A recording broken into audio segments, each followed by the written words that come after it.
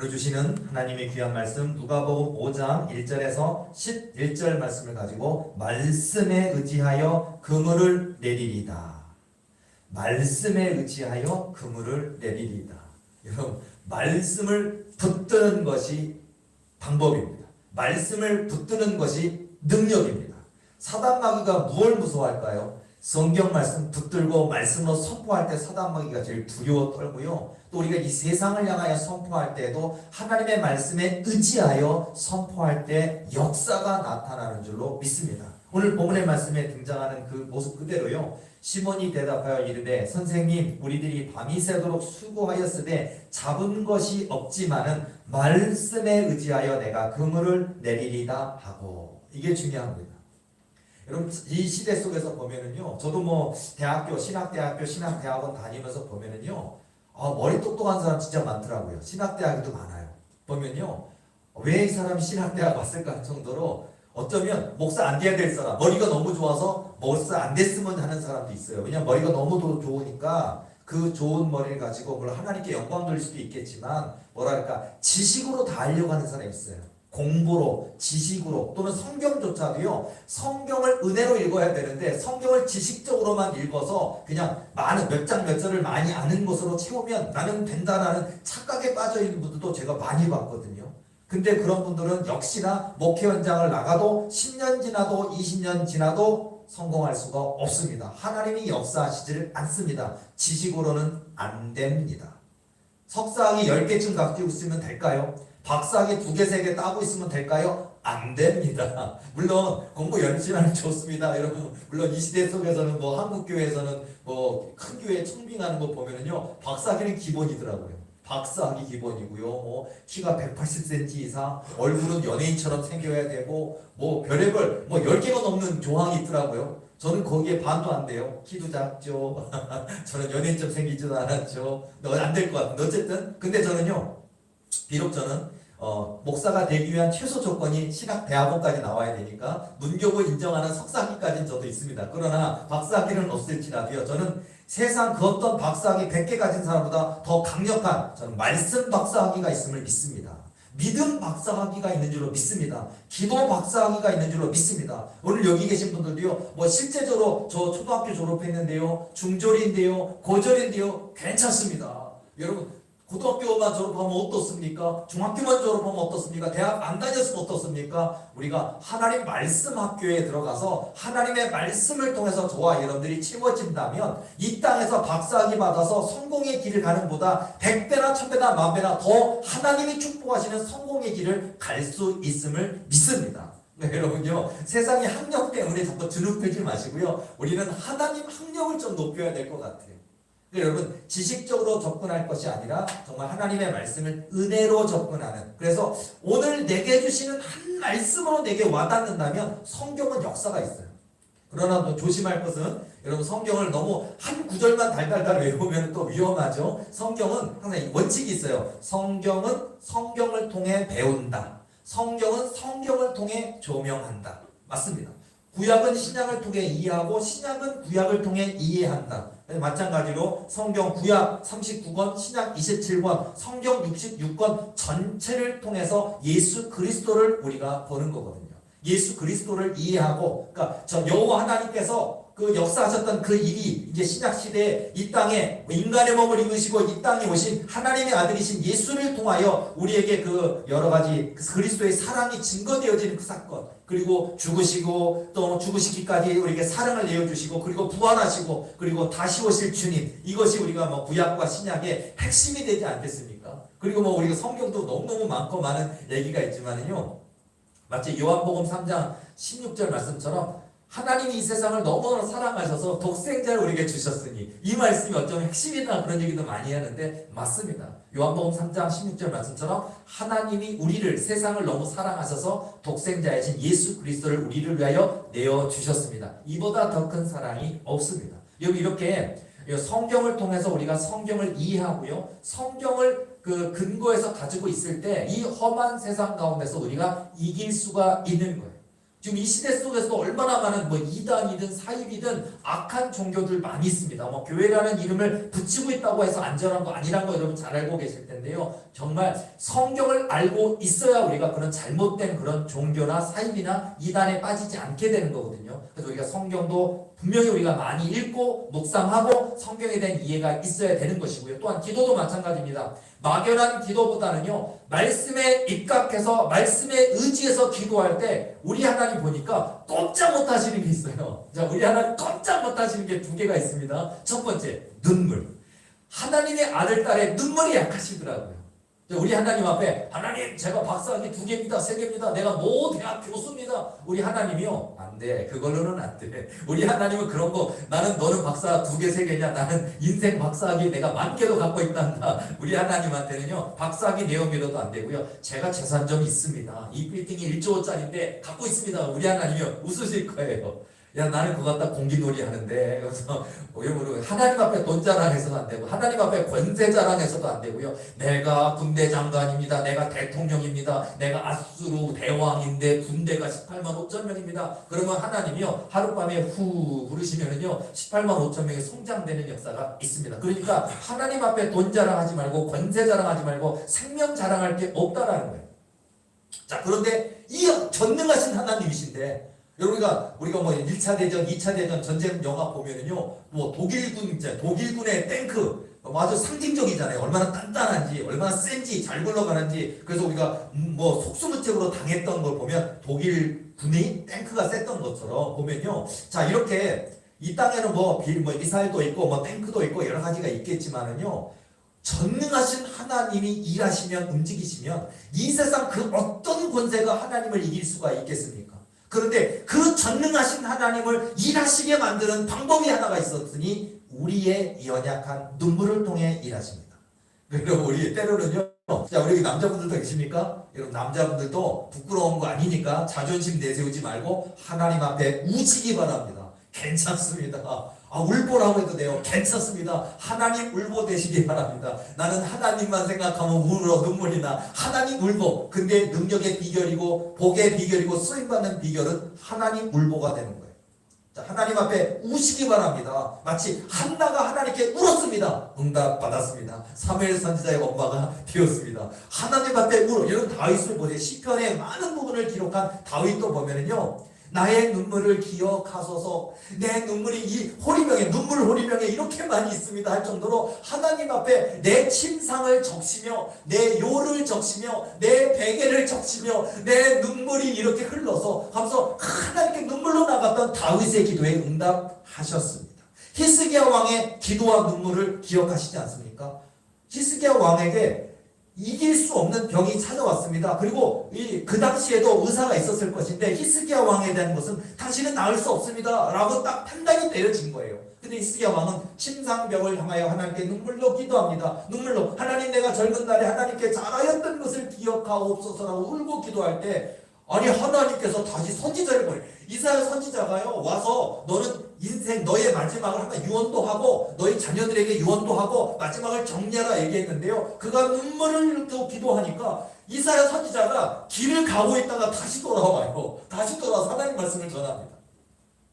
내 눈물과 기도가 하나님이 보았노라 들었노라 하시면서 다시 히스기야 왕의 너의 생명 수한의 15년을 연장해 주실 것이라고 약속하십니다. 히스기야 왕의 눈물과 기도에 대한 응답은 15년의 생명 연장이었고, 나라가 어려웠던 것에 대한 하나님의 지켜주심, 아수르 대군과 같은 많은 어려움들이 있었지만 하나님은 히스기야 왕의 눈물과 기도로 그런 열방의 위험들을 제거하여 주셨습니다. 이렇게 우리 눈물에는 굉장한 역사가 있거든요. 여러분, 눈물로 기도하시기 바라고, 중요한 것 두 번째가 바로 말씀에 의지하여 기도하시기 바랍니다. 보면 성경 말씀에 여러 가지 구절이 있지만은요, 하나님은 거짓말하실 수 없다라고 성경에 있는데 저는 믿습니다. 하나님 내게 하신 언약, 내게 하신 말씀 그대로 이루실 줄로 믿습니다. 이렇게 기도하는 것, 그런 모습처럼 이렇게 하나하나 성경 말씀에 근거해서 기도할 때 역사가 있는 거군요. 에스겔서 36장 37절 말씀에다 보면은요, 마지막 부분에 보면 그래도 내게 이스라엘 족속이 구하여야 할지라 라고 말이 나오거든요. 보면 한마디로 지금 이 황무지 같이 되었습니다. 성읍이 무너졌고 정말 사람들이 살던 성읍이 황무해졌습니다. 그런데 하나님께서 이곳에 양떼도 소떼도 허락하시고 사람의 떼도 허락하시고 성이 다시 수축되게 하시고 사람이 많아지게 하실 줄로 믿습니다. 그리고 소망이 있는데, 그런데 하나님이 그래도 우리는 하나님이 하신다 그랬으니까 하시겠지 하고 가만히 있으면 안 된다는 거예요. 그래도 내게 이스라엘 족속이 구하여야 할지라, 이게 기도의 이유인 거예요. 그냥 알아서 하시겠지. 뭐 내 마음 아니까. 아니요. 내 마음 알고 계시고 내 소원 알고 계시고 나에게 약속도 하셨지만 내가 기도할 때 역사하신다라는 거예요. 그러니까 말씀에 의지하여 기도할 때 하나님이 일하시는 줄로 믿습니다. 문제 있습니까? 기도하시기 바랍니다. 영적 문제 있습니까? 기도하시기 바랍니다. 꿈이 있습니까? 기도하시기 바랍니다. 하나님께 쓰임받기 원하십니까? 기도하시기 바랍니다. 은혜를 더욱 충만히 받기 원하십니까? 기도하시기 바랍니다. 말씀에 의지하여 끝까지 이루실 때까지, 주실 때까지 낙심하지 말고 포기하지 않고 기도로 나아갈 때 하나님이 지금도 놀라운 구원의 역사를 행하여 주실 줄로 믿습니다. 여러분, 우리가 이 말씀에 의지해서 기도하는데요, 되게 우리가 믿음 얘기를 많이 하잖아요. 정말 믿음은 100번 얘기해도 1000번 얘기해도 10,000번 얘기해도 정말 지나치지 않습니다. 역시 믿음이구나. 내 믿음이 너를 구원하니라. 내 믿음대로 될지어다. 예수님께서 고치시는 분들, 또 예수님께 나와서 고침받는 분들, 문제 해결한 분들, 그때 예수님이 늘 하시는 말씀이 내 믿음이 너를 구원하느니라. 내 믿음대로 될지어다 하시니 늘 믿음에 대한 얘기 하시거든요. 맞습니다. 지금도요. 이 2021년도 지금도요. 이 땅에 교회도 많고 지금 이 시간에 수요 예배 드리는 많은 교회도 있고 믿는 자도 있지만 역시 그 가운데 하나님이 보시기에 이만한 믿음을 찾아보지 못하였노라. 그 이만한 믿음, 그 믿음만 된다면 지금도 역사가 있습니다. 꿈이 있으십니까? 기도하시기 바랍니다. 그리고 말씀에 의지하여 끝까지 기도하시기 바랍니다. 그러면 어떻게 해야 믿음이 생길까요? 성경이 있어요. 로마서 10장 17절 말씀에 있습니다. 믿음은 들음에서 나며 들음은 그리스도의 말씀으로 말미암느니라. 여러분, 예배에 많이 참석하시기 바랍니다. 말씀을 많이 읽으시기도 하고 목사님이 입을 통해 말씀 듣는 것도 좋고요. 여러분 스스로의 눈으로 성경을 소리내어 읽는 것도 좋고요. 믿음은 들음에서 나며 들음은 그리스도의 말씀으로 말미암느니라. 여러분, 그리스도의 말씀을 우리가 채울 때 우리에게 믿음을 더하여 주실 줄로 믿습니다. 누가복음 5장 5절 말씀 보면 시몬이 대답하여 가로되 선생이여 우리들이 밤이 맞도록 수고를 하였으되 얻은 것이 없지만은 말씀에 의지하여 내가 그물을 내리리다 하고, 이것도 중요한 거예요. 그러니까 보면 이 세상 사람들은요, 돈으로 하려고 그러고 백으로 하려고 그러고 힘으로 하려고 그러고 지식으로 하려고 그러거든요. 그런데요, 예를 들어서 베드로도요, 예수님 생각해 보소서. 예수님은 예수님이시고 우리를 가르쳐 주시는 예수 선생님이시고 정말 하나님께서 성령을 부으시는 분이시지만 아직 이 예수님이 하나님의 아들인 걸 잘 몰라요. 제자들이 아직 잘 모르고요. 그러다 보니까 항상 성경 말씀 보면 예수 선생님이시여라고 얘기 많이 나오거든요. 아직까지는 이 제자들에게도 예수 선생님이시여라고 얘기를 많이 해요. 그런데요, 보면 이렇게 아직까지 예수님께서 하나님의 아들이심을, 그리고 예수님이 하나님의 아들이시지만 또 곧 하나님이심을 아직 깨닫지 못했어요. 잘 알지 못했어요. 그런데요, 만약에 이 베드로도 예를 들어서 예수님, 우리는 어부 아닙니까? 우리가 이 갈릴리 바닷가에서 몇십 년을 일을 했는데요. 언제 물고기가 많이 잡히고 어느 물고기가 있고 지금 그물을 내리면 안 잡히고 이렇게 빛이 비치고 이게 안 되고 이 깜깜한 밤에는 안 잡히고 여러 가지 이유가 있는데, 그러니까 한마디로 지금 예수님께서 배 오른편에 그물을 내려라 그러는데 밤이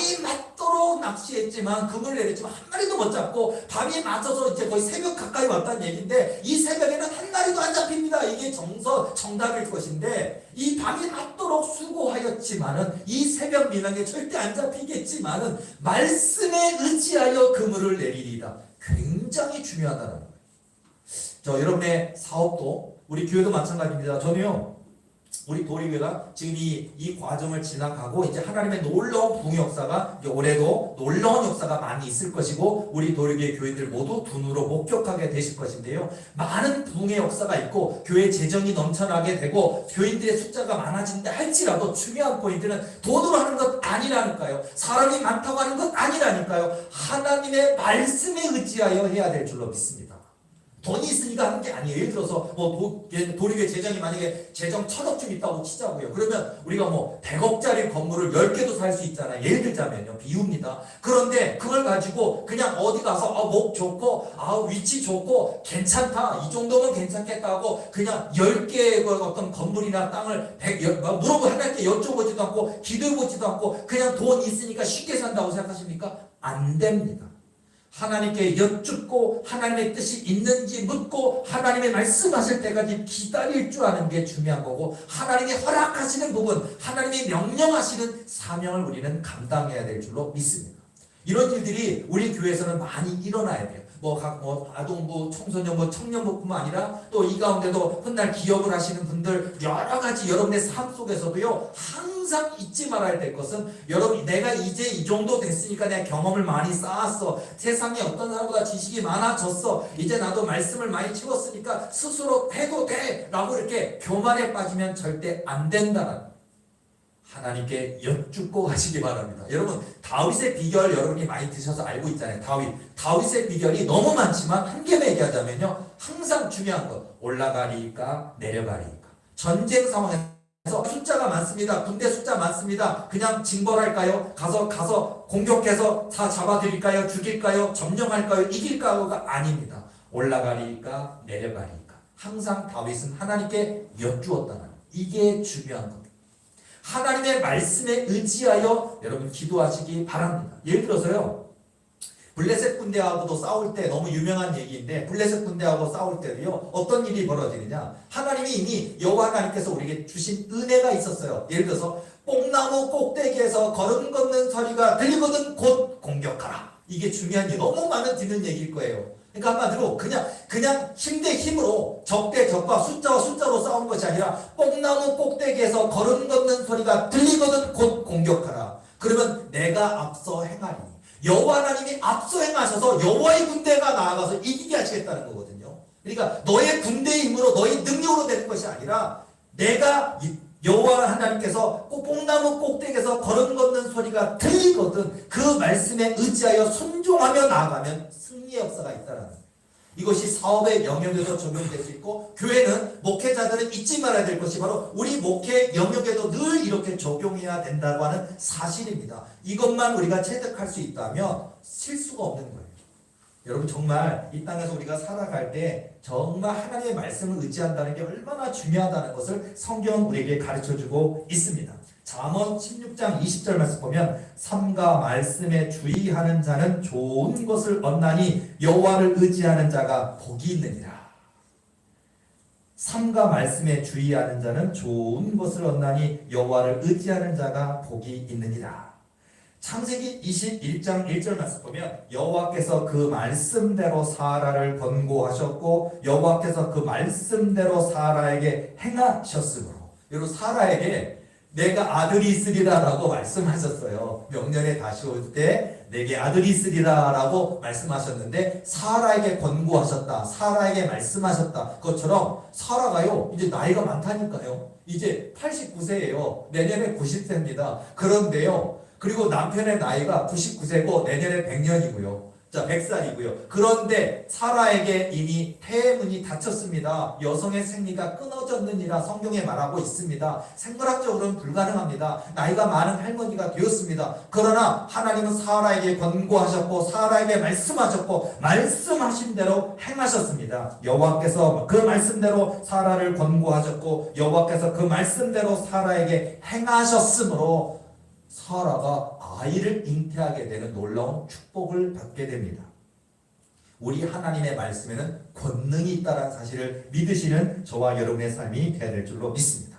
자, 열왕기상 8장 24절 말씀 보면은요, 이 솔로몬이 왕이 되는 것도 사실 우리가 성경 읽어보면 솔로몬이 아버지가 다윗이 왕이니까 저절로 된 게 아니었다는 거 잘 알고 있으실 겁니다. 왜냐하면 이 다윗의 아들 중에는요, 압살롬도 있었고요, 여러 가지, 오히려 아버지를 잡아 죽이려고 했고 아버지 왕위를 찬탈려고 했던 정말 못된 아들도 있어요. 나중에 죽임 당하지만은요, 그리고 죽임 당한 것을 인해 애통해하는, 자기를 죽이려고 했던 아들이 어쨌든 자기의 군대 장관에 의해서 죽임당하니까 애통했던 그런 장면도 나오지만은요, 만일 그렇게 압살롬이 왕이 됐으면은요, 그러면 솔로몬의 자리는 없었을 거예요. 어쨌든 이런 어려움이 많이 있었는데 하나님은 이 솔로몬의 그 다음에 위를 이어가게 해주셨다고 말씀하고 있는데요. 보면요. 열왕기상 8장 24절 보면 주께서 주의 종 내 아비 다윗에게 허하신 말씀을 지키사 주의 입으로 말씀하신 것을 손으로 이루심이 오늘날과 같으니까.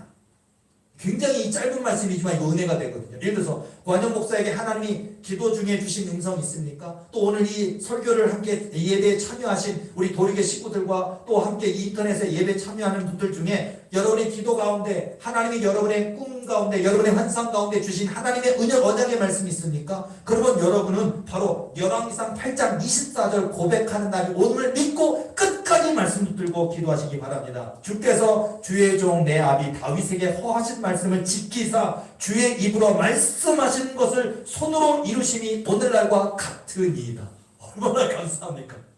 저는 저에게 말씀하신 언약 반드시 이루어질 줄로 믿습니다. 이런 것을 지금 보면요, 안타까운 건 보면 너무나 많은 목사님들이요, 이 시대 속에서 이 시대가 격변하고 있고 굉장히 현대 문명 속에 발전하고 있다 보니까 뭐 신학을 했어도 또 목사를 했어도 목회한 지 10년 20년 했어도요, 심지어는 신학대학 교수님조차도요 보면은요 더 이상의 성령의 역사는 없다 이런 말을 하는 교수님도 있어요. 신학 교수님 중에요. 그리고 거기에 물들어 있는 많은 신학생들이 뭘 배우겠습니까? 참 안타깝더라고요. 왜냐하면 본인이 방언을 한 적이 없는데, 본인이 통변을 해본 적이 없는데 어찌 방언 통변을 알겠으며, 본인이 예언을 들어본 적도 없고 말한 적도 없고 하나님 성 들어본 적이 없는데 어찌 말하겠으며, 본인이 기도 중에 천국을 본 적도 없고 지옥을 본 적도 없는데 어찌 천국 지옥을 말하겠으며, 그러니까 그런 분들의 머릿속 사고 구조에는 없는 거예요. 천국과 지옥은 그냥 이성적인 것, 그냥 관념적인 것이라고 얘기하거든요.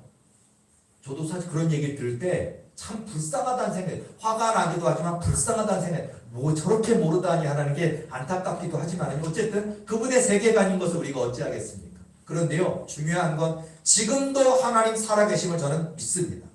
지금도 홍해바다 가르치는 역사가 있음을 저는 지금도 믿습니다. 지금도 12의 혈류증 앓던 여인이 예수님의 옷자락을 만져도 나음을 얻을 줄로 믿고 나갔던 역사, 지금도 우리에게 그런 믿음을 가지고 여호와 하나님께 나아가는 기도로 나갈 때 지금도 일하시는 역사가 있음을 저는 믿습니다.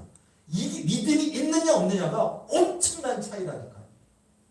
너무 많은 예화가 있어요. 예를 들자면은요, 우리 교회 찾아오셨던 옛날 옛적에 우리 교회 찾아오셨던 이야기들 제가 책에도 기록한, 책에 출판할 때 책에도 쓴 내용들이 많이 들어있지만은요, 보면은요, 어느 한 분이 찾아오셨는데 그 당시입니다. 한 10년은 됐든, 그러니까 지금 나이로 따지면 지금 한 60, 한 3, 4세 되셨을 것 같은데, 그때만 해도 한 52세, 3세쯤 되신 분이 저희 교회를 찾아오셨어요. 저희 원장님이 예언사역 하시던 시절의 이야기입니다. 그런데 이렇게 찾아오셨는데요, 찾아오셔서 이제 교회가 너무 안 된다고, 목회한 지 좀 됐습니다. 30 몇 살부터 시작해서 50 몇 살이 됐으니까 20년은 한 거잖아요. 그런데 교인들이 10명도 안 되고 너무나 어렵고 그러다 보니까 정말 고통 가운데 있다가, 그러다가 이제 그래도 한번 여쭤봐야겠다 싶어서 찾다가 우리 도리를 알게 됐고 또 이순자 원장님을 알게 됐고, 그래서 이렇게 찾아오셨어요. 찾아오셔가지고 다 하나님의 음성이 도대체 뭔가, 내가 뭘 잘못하고 있는가, 뭘 깨닫게 해주셔야 되는데라고 다 할 때 성령께서 주신 음성이 뭐냐, 너는 언제까지 내 공부 안 할래? 라고 하시는 거예요. 그걸 내 공부 안 한다는 거예요. 그러니까 공부 많이 했는데요. 그분 발끈하는 거예요. 공부 많이 했는데요. 왜냐? 저 속삭이 3개인데요. 와, 목사가 되기 위해서 신학대학원을 나왔으니까 신학 석사 하나 있고요. 그 다음에 이분이 내가 공부를 많이 해서 석사학위를 또 따야겠다 싶어서 심리학 석사학위를 또 공부해가지고요, 심리학 석사학위 또 하나 더 있대요. 그러니까 문교부 인정하는 석사학위가 2년 동안 다녔을 거고, 얼마나 하면 레포트를 쓰고 발제를 내고 수업을 들었겠으면, 등록금이 얼마나 많이 들었겠습니까? 없는 형편에 교인도 없는데 친척들에게 돈 빌려가면서 그 학교를 다니면서 내가 공부를 이렇게 많이 해놓으면 내 설교를 알아줄 거야, 내 지식이 내가 똑똑해졌다고 교인들이 알아봐 줄 거야 싶어서 심리학 학위를, 석사학위를 하나 땄고요. 끝난 게 아니에요. 하나 더 있대요. 상담학 석사학위를 또 받아놨대요. 그러니까 신학 석사학위, 심리학 석사학위, 상담학 석사학위 무려 3개나 갖고 있는 거예요. 그렇게 하고 있는데, 그런데도 교인들이 자기 설교를 알아봐 주지도 않고, 막 목사님 설교 좋다, 은혜롭다 막 찾아오지도 않고, 교회는 더 어려워지고 있는데, 그러니까 도대체 이렇게 내가 공부를 많이 했는데 왜 하나님은 나한테 공부 안 했다 그럽니까? 나 공부 이렇게 많이 했으니까 그 공부 말고 너는 왜 내 공부 안 하느냐? 내 공부 안 하느냐? 하나님이 꾸짖으시는 게 그 세상 공부 말고 너는 내 공부 왜 안 하느냐? 너 목사가 돼가지고 왜 내 공부 안 하느냐? 오늘 그분만의 이야기가 아닌 것 같아요. 여러분 우리 하나님 공부해야 될 줄로 믿습니다. 하나님 공부 그럼 어떻게 해요? 성경 읽으라는 얘기예요. 이게 뭐냐면 심리학 석사학이 아니라 상담학 석사학이 아니라 밤낮으로 성경은 안 읽고 새벽 예배도 안 하고 뭐 수요예배 금요예배도 없었다 안 하고서는요 그냥 주일 예배만 딱 지키고 그리고서는 그냥 온통 그냥 성경은 안 읽고 그냥 나무 어떤 여러 가지 석사학을 따기 위한 다른 책들 수많은 학문에 대한 책들만 읽고서는 레포트 쓰고 뭐해서 학위 논문을 받았는지 몰랐고 성경 하나 제대로 읽지 않고 성경 읽다가 울어봤느냐 성경 읽으면서 감동받아 봤느냐 성경을 갖다 달달달 외우면서 성경을 묵상하면서 성경을 그냥 꿀처럼 달게 내가 먹으면서 하면서 그렇지 이 성경의 인물이 바로 이랬는데 내 모습이 그렇지 아니한가 하면서 막 깨닫고 그래야 되는데 그런 게 없는 거예요.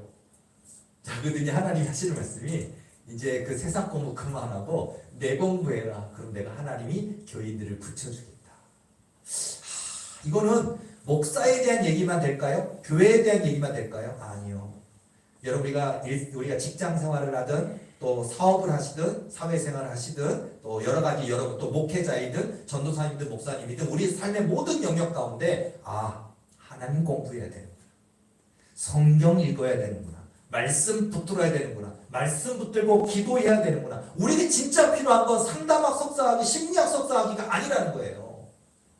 물론 또 오해하지 저 상담학 교수인데요 아니면 저 심리학 석사학위 받고 이러면서 아니 그 우리 공부한 거 목사님 그런 거 그거 얘기하는 거 아닙니다. 여러분 제가 말하려는 의도는요 상담학 심리학 석사학위 받지 말라는 얘기가 아니고요 공부는 열심히 하시고 좋은 공부하셔서 또 응용해서 하나님께 영광 돌리시는 건 좋은 건데 중요한 포인트는 어떤 그런 공부만 하면 되겠지 그런 공부만 하면 그러면 교회가 잘 되겠지 이것이 아니라 하나님 공부를 제대로 해야 진짜 공부고 그래야 하나님이 주시는 진짜 복을 받을 수 있다 이 말씀이라는 것을 다시 한번 말씀드립니다. 그래서 말씀에 의지해서 기도한다는 게 이게 굉장히 중요한 것 같아요. 그러니까 아까 제가 잠깐 그 목사님 얘기를 해드렸지만요 이런 사고 구조를 가지고 목회하시는 분들도 많이 있어요. 근데 여러분요 목사님뿐이 아닙니다. 우리 일반 성도도요 기도하지 않으면 역사가 없다니까. 예를 들어서 마가복음 9장 29절 이 말씀 짧은 것 같지만 이르시되 기도 이외에는 다른 것으로는 이런 유가 나가지 않느니라 하시니라. 이런 유 귀신들 말하는 거예요. 사단의 영들. 여러분 그 목사가 박사기를 갖고 있다고 생각해보세요. 박사기 받은 목사님이 기도하면 귀신이 두려워 떨까요? 안 떨어요. 귀신이 조롱합니다. 멸시합니다. 한마디로 제가 그런 것도 봤거든요. 그런 분이 내가 그래도 세상에 내가 교수야 그리고 내가 박사야 우선 기도 그리고 내가 목사야 하고 기도하면요 딱 귀신 들린 사람이 얘기해요. 너 기도 안 하잖아. 바로 그래요. 깜짝 놀래더라고요. 내가 기도 안 하는 걸 어떻게 하는 기도 안 하는 거 들통났네 하고 깜짝 놀라시는데요 사단이 더 잘 알아요. 사단이 안다는 얘기는 하나님도 아시는 거고 사단도 알아요. 그러니까 여러분요 나중에 들통나고 싶지 않으시면 기도해야 될 줄로 믿습니다. 들통나는 정도가 아니라 사단이 두려워 떨어야죠. 사단이 두려워 떨만한 그런 믿음, 사단이 두려워 떨만한 그 기도, 이르시되 기도 이외에는 다른 것으로는 이런 유가 나가지 않느니라 하시니라. 여러분의 인생이 성공하기를 원하십니까? 기도하시기 바랍니다. 우리 도리에 부응하기를 원합니까? 기도해야 됩니다. 하나님의 놀라운 신령한 은혜를 받기를 원하십니까? 기도해야 됩니다. 기도 이외에는 방법이 없습니다. 기도할 때 하나님이 역사하실 줄로 믿습니다. 저기요 가만히 생각해 보면은요 역시 눈이 오나 비가 오나 마음이 슬플 때나 좋을 때나 기쁠 때나 안 기쁠 때나 항상 기도 이게 중요한 것 같아요. 그런 기도의 세월 속에 인내하며 뭐 하나님이 약속하신 거 반드시 이루실 줄로 믿는 믿음을 가지고 기도로 나아가면 그 분에게 그 삶에 그것이 교회든 그것이 목사님이든 그 삶에 하나님이 상상 못하게 부어주신 은혜가 반드시 임하심을 믿으시는 저와 여러분의 삶이 되어야 될 줄로 믿습니다. 민수기 23장 19절 말씀 보면요 하나님은 인생이 아니시니 시건치 않으시고 인자가 아니시니 후회가 없으시도다. 어찌 그 말씀하신 바를 행치 않으시며 하신 말씀을 실행치 않으시냐. 저도 이 말씀 되게 좋아하는 그래서 제 머릿속에 외워진 말씀 중에 하나입니다. 민수기 23장 19절 말씀. 세상 사람은요 대통령도 약속 못 지켜요. 그리고 대통령, 국회의장, 국회의원 못 지킬 때도 있고 안 지키는 게 더 많은 것 같아요. 못 지키는 게 아니라 안 지키기도 하고 해준다고 해놓고서는 싹 잊어버리고 거짓말하다가 이제 국회의원 선거 때쯤 되면 또 나를 찍어주세요. 내가 해주겠습니다. 그리고 또 안 하더라고요. 그 거짓말쟁이들이 많지요. 그러나 우리 하나님은 거짓말하시지 아니하십니다. 우리 하나님은 시건하시지 아니하십니다. 우리 하나님은 인생이 아니시니까 후회가 없으십니다. 여러분 인생들은요 후회할 때도 있어요. 내가 이 사람한테 선의를 베풀었는데 이 사람이 나중에 나한테 감사하기는커녕 뒤통수 치면 우리는 후회합니다. 여러분 우리 인생은 누군가를 찍어놓고도 대통령 찍어놓고도 국회의원 찍어놓고도 다시는 다음에 안 찍어 이런 거 있을 거예요. 후회할 때가 있어요. 그러나 우리 하나님은 후회하지 않으십니다. 그러니까 여러분 우리 하나님은 인생이 아니시니 후회함이 없으십니다. 시건치 아니하시고 인자가 아니시니까 후회가 없으시고 그 말씀하신 대로 행하신다라는 사실. 이것이 믿음의 근거라는 거예요. 여러분 어려운 일이 있습니까? 문제가 있습니까? 기도 제목이 있습니까? 하나님이 약속하신 것을 믿고 끝까지 기도로 나아갈 때 하나님이 이루시는 놀라운 역사가 지금도 있음을 믿으시는 저와 여러분의 삶이 되어야 될 줄로 믿습니다. 여러분 우리가 참 우리 대한민국 안에서도요 많은 좋은 지도자들이 많이 나와야 한다는 게 중요한 얘기를 해드리고 싶은데요. 자 여러분 이 지구라는 거 하나님께서 통치하시는 것들을 가만히 들여다보면은요, 자 우리가 이 전 세계 가운데 기근이 있다는 거 알죠? 그리고 가뭄이 있는 거 알고 있죠? 그리고 못 먹는 나라, 또 이렇게 우리가 여러 가지 아프리카나 여러 가지 어떤 특정된 나라들을 보면 가난할 뿐만 아니라 내전도 있고 그 가운데 여러 가지 너무나 배고파서 이렇게 가끔 우리가 TV를 볼 때 보면 너무 어린 아이인데 먹지 못해서 마르고 그래서 이렇게 가사 상태가 돼서 기아로 인해서 죽음당하는 어린 생명들이 많다라는 거. 그래서 우리가 뭐 후원 좀 해주세요, 뭐 해주세요 이런 것들이 많잖아요. 그런데요 중요한 게 있어요. 뭐냐면 이 지구에 우리가 볼 때는 그러면 농사를 잘 못하는 건가, 농업이 발달이 안 해서 그런 건가, 그게 아니라는 거예요. 이 지구에는요, 지금 현재도 뭐 인류가 예를 들어서 뭐 100억쯤 됐습니까? 정확히 제가 숫자를 지금 못하고 있는데 100억이라고 치면은요, 이 지구상에 뭐 인도나 중국이나 이런 인구가 많은 나라뿐만 아니라 전 세계 인구를 다 먹여 살리고도 남는 곡식들이 지금도 이 지구상에 다 수출하게 되고 있대요. 지금 현재. 하나님이 그렇게 이 나라에게 만들어 주셨대요. 이 지구상에. 근데요 왜 그러면 가난한 나라가 있고 왜 못 먹는 나라가 있느냐 보면 한 나라가 독점하고 있기 때문에, 또는 기업이나 한 부자가 독점하고 있기 때문에 이런 문제가 굉장히 많다는 것을 이야기를 하는 거예요. 자 예를 들어서 제가 통계도 한번 찾아봤는데요, 노르웨이에서 한 통계학자가 이걸 조사를 했는데 그동안 지구상에서 14,530회의 크고 작은 전쟁이 일어났고요. 1년에 평균 2.6회의 전쟁이 일어났다고 하고요. 35,000명의 사람들이 굶어 죽어가고 있대요. 우리가 지금 이렇게 있는 이 시간에도 35,000명의 사람들이 기아로 굶어 죽어가고 있고요. 그 다음에 이제 전쟁 얘기하다 보니까 전쟁 준비로 연간 1년간 쓰는 돈이 5,500억 달러가 전쟁 준비로, 뭐 우리 뭐 북한뿐만 아니라 뭐 미국이든 뭐 러시아든 모든 나라가 전쟁 준비에, 쓸데없는 전쟁 준비에 5,500억 달러를 쏟아붓고 있는 이런 돈을 써서 다 이렇게 하고 있는데요. 우리나라 돈으로 따지면 전 세계 이 전쟁 비용으로만 해도 600조 원을 쓰고 있다고 합니다.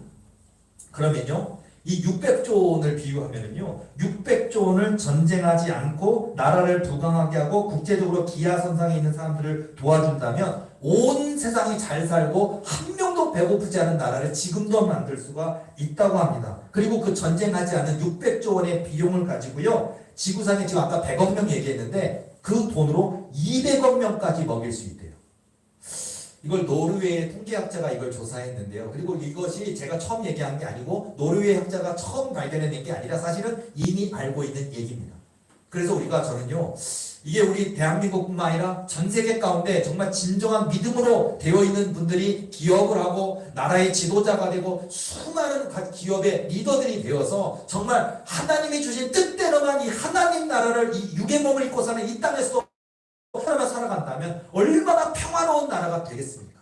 전쟁 준비하지 않고요. 또 여러 가지 서로 싸우고 서로 그냥 쟁탈전하고, 그리고 심지어는 뭐 여러분이 잘 알고 있지만 미국 같은 나라 대표적으로 보면요, 그 곡식들을 주면 되는데 저 태평양이나 대서양까지 가서 다 쏟아 붓는 거 알고 계시죠? 다 버려요.